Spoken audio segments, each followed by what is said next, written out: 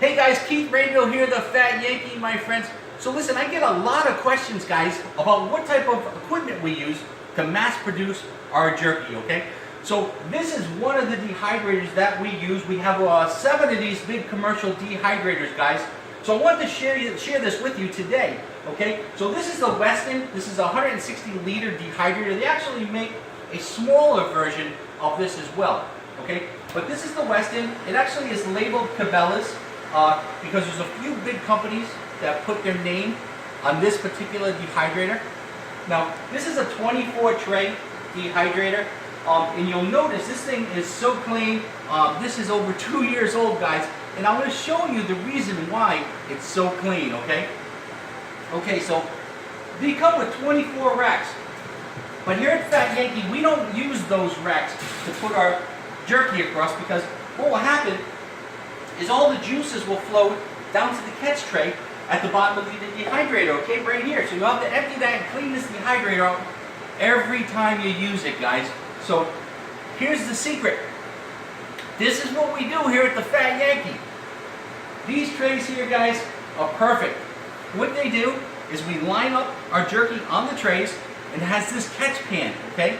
So once they come out of the oven, once the jerky reaches 160 degrees, what we do is take it from the oven and put this right here inside the dehydrator.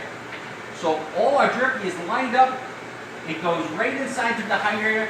These trays actually pile 4 high, my friends, and we can stack another tray at the bottom.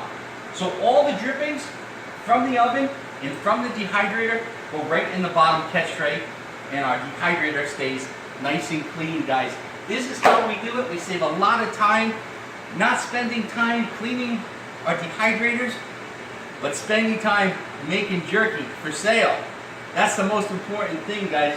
So this Weston dehydrator here, guys, is a workhorse, as I mentioned. We've had these for over 2 years with minimal problems.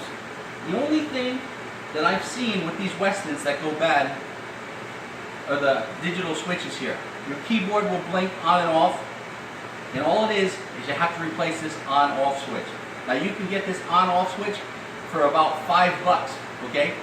As you see, the dehydrator is lighted, and it has an up-down temperature, which this dehydrator goes actually to 155 or 160 degrees Fahrenheit, which is fantastic, and that's really where we want to dehydrate our beef jerky, okay?